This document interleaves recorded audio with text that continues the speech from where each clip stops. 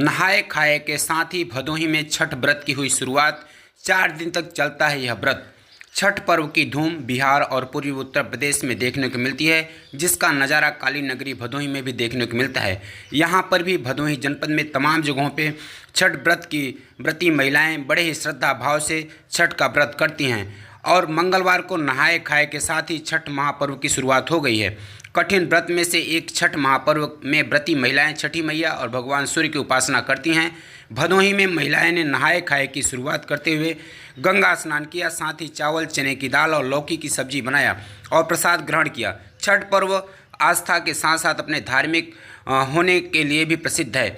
ऐसे में महिलाएं छठी मैया के गीत गाकर छठ पर्व के उत्सव को मनाती हैं और व्रती महिलाएं, उनका कहना है कि यह संतान की सुख समृद्धि और साथ में परिवार और देश की उन्नति के लिए व्रत किया जाता है। भदोही जनपद में गंगा घाटों तथा जलाशयों के किनारे भी साफ सफाई कराई गई है तथा जनपद में सीतामढ़ी गंगा घाट, सम्राट गंगा घाट, रामपुर गंगा घाट और ज्ञानपुर में स्थित हरिहरनाथ मंदिर स्थित तालाब पर मजिस्ट्रेट की तैनाती की गई है, जिनकी देखरेख में यह व्रत संपन्न होगा। इसके अलावा जनपद के 21 गंगा घाटों पर भी साफ सफाई की गई है।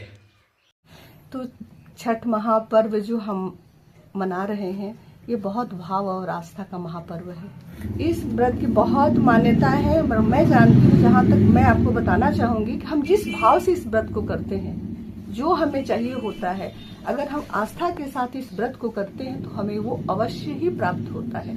छठी माता की कृपा ऐसी है कि मैं गिना तो नहीं सकती, लेकिन कोई ऐसा इंसान नहीं है जो ये कह सके कि हमने व्रत किया और हमें वो चीज नहीं प्राप्त हुआ। बहुत उमंग है, तभी तो हमारे यहाँ सब परिवार बाहर से आए हैं, हम लोग यहाँ व्रत करने के लिए। और इसका उल्लास तो बच्चे से लेके बड़े बूढ़े सभी के अंदर रहता है। व्रत संपन्न होता है और फिर नेक्स्ट ईयर की हमें उल्लास उत्साह भर जाता है कि नेक्स्ट साल फिर छठ करना है।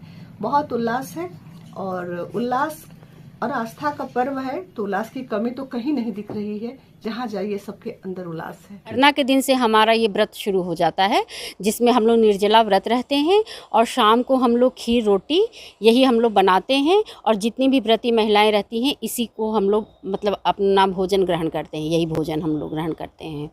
और नहा खा के दूसरे दिन से फिर हमारा ये पर्व फिर वापस स्टार्ट उसी तरह से होता है, निर्जला उपवास रख के, जो कि शाम का पहला अर्घ होता है और फिर सुबह में 24 घंटे निर्जला व्रत रहने के बाद फिर सुबह में हम लोग दूसरा अर्घ देते हैं। उसके बाद हम लोग बहुत कठिन होता है, लेकिन आस्था के आगे सब कुछ अच्छा लगता है।